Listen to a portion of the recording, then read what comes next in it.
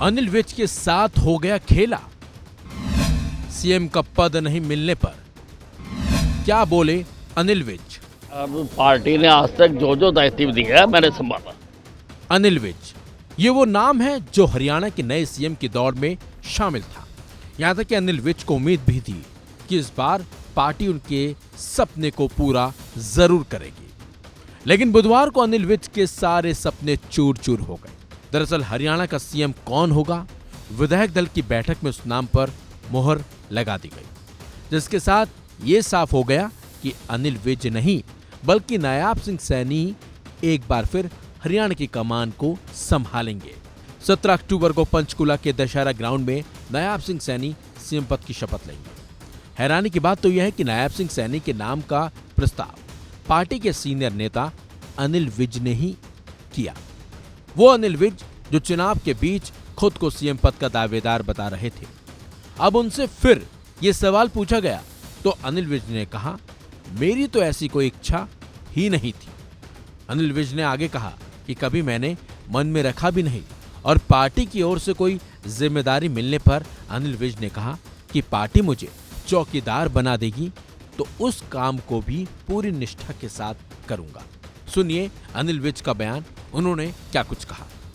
जनक थी, सारों ने एक मत से विधायक दल का नेता चुना है और वो मुख्यमंत्री कल शपथ लेंगे। 5 सालों के नेतृत्व के लिए तैयार है नायब सिंह सैनी के नेतृत्व में सारा आप पूरी हाँ तो 5 साल के लिए ही चुना जाता है। आप तैयार हैं 5 सालों के लिए लगातार? हम तो तैयार हैं, हम तो जो पार्टी के साथ तैयार है। अगर कोई मंत्रालय दिया जाता है तो आप उसका कार्यभार संभालेगी? पिछली बार आपने मना कर दिया था, देखने में आया था। हाँ सर, अगर कोई मंत्रालय दिया जाता है तो आप कार्यभार संभालेंगे कि पिछली बार की तरह आप मना कर देंगे? देखिए अब पार्टी ने आज तक जो जो दायित्व दिया है मैंने संभाला। कल का समारोह कितना भव्य होने वाला है सर, उसके बारे में? कल का बहुत भव्य होगा, हिस्टोरिक है। पहली बार प्रदेश में कोई सरकार रिपीट होने जा रही है। बता दें आपको, अनिल विज ने ही बुधवार को बीजेपी विधायक दल की मीटिंग में नायब सिंह सैनी के नाम का प्रस्ताव रखा था। अनिल विज के अलावा कृष्ण वेदी ने भी नायब सिंह के नाम का प्रस्ताव रखा था, जिस पर विधायकों ने ध्वनि मत से मोहर लगा दी। हैरानी की बात तो यह है कि अनिल विज ने चुनाव के बीच कहा था कि अगर बीजेपी जीती तो इलेक्शन के बाद मुख्यमंत्री के तौर पर ही मुलाकात होगी। इसके बाद अब बीजेपी नेतृत्व ने जब उनसे ही सैनी के नाम का प्रस्ताव रखवाया तो ये रोचक था। अनिल विज लगातार आपको बता दें 7वीं बार अंबाला कैंट विधानसभा से चुने गए हैं। वो लंबे समय से खुद को सीएम का दावेदार भी बताते रहे हैं।